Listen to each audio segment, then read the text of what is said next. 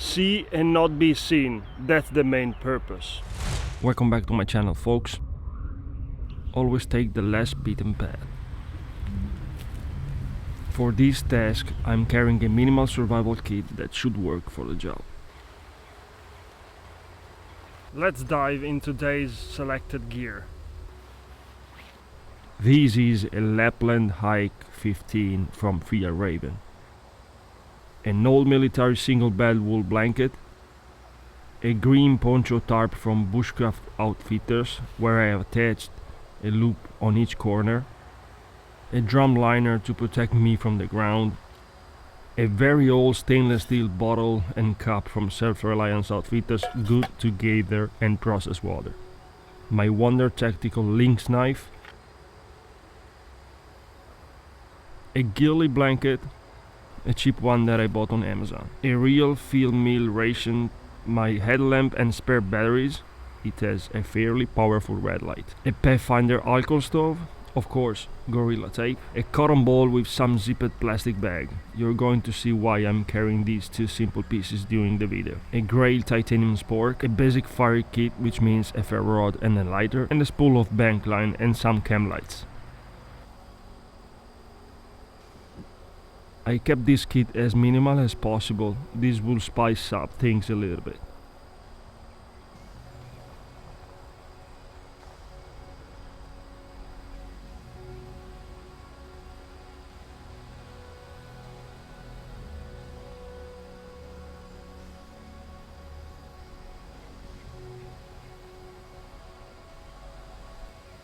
You will never know what water source you're going to find. Sometimes look like this or this, but it also happens to find a dirty water source.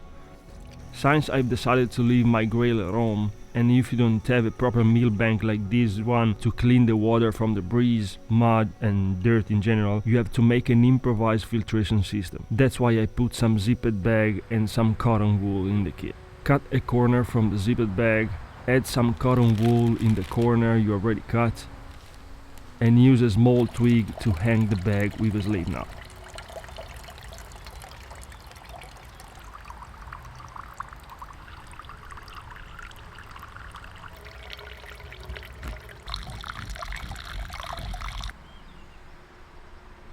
It's time to find the spot for our stealth shelter. I've decided not to scout the location before making this video in order to make it more real. I've tried to find the best place to set up the shelter because you will never know where is the best position during an emergency situation. We should look for a spot away from the most beaten path we have around. Enough far not to be seen, but at the right distance that will allow us to see the presence of someone else that is not invited to our party. Humans, like animals, always choose the path of least resistance. So we should try to find a spot where it's fairly hard to go through or where no one, including animals, will pass by. Some other aspects we should take in consideration are elevation.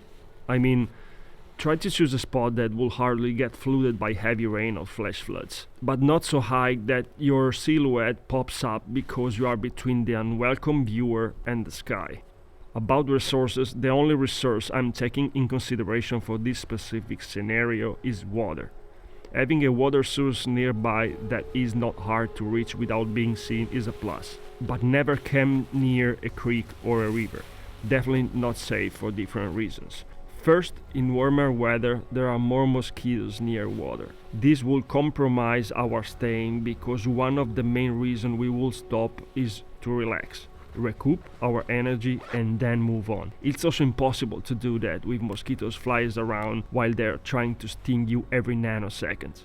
Second, animal needs to drink too, right? Also humans tend to do activities around water such as fishing. Keep the height of your shelter as low as possible. Do it based also on how high the vegetation around us is. To make my life easier, I tend to set up my stealthy camper at dusk so I can decrease the chance to meet people. Use gear that blends in your surrounding is of course the first step, but also look for a place where the environment is giving us some features that will make our camp more hidden, like shades or shapes that help us to blend in. Remain undetected require extra diligence and cleaning. Even a broken tree branch could signal others to our whereabouts. Even this time, true comfort is not our priority. Our priority is not to be seen. Rest enough to be active and ready to move to the next step of our plan. I forgot to say that I had an empty, clean stainless steel bottle in my pack. So when I filtered the water, I was able to pour it into it because the main bottle was compromised by all the dirt that I gave her when I got the water, the dirty water.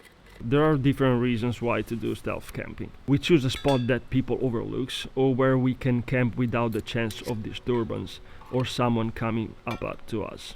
We do stealth camping when we want a break from the hustle and bustle of the human population and want the silence that comes with our company and nature only. Stealth camping is possible in many locations in and out of the city limits to give us the option for spending our evening in concealed solitude. These are my first favorite rations I ever tried in my life.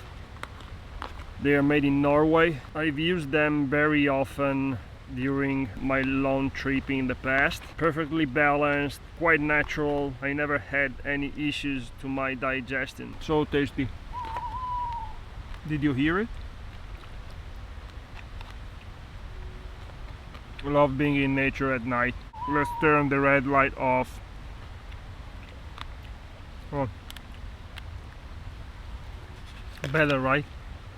I want to say that master stealth camping in a natural environment like where we are now, or in a urban environment, is also a crucial skill to me that could be helpful when things get worse. This can be one of the steps we have to go through if the SHTF. Most of us live in cities and it's hard to think that we could reach our safe place in few hours. So that's it for today. I truly hope you find this video helpful.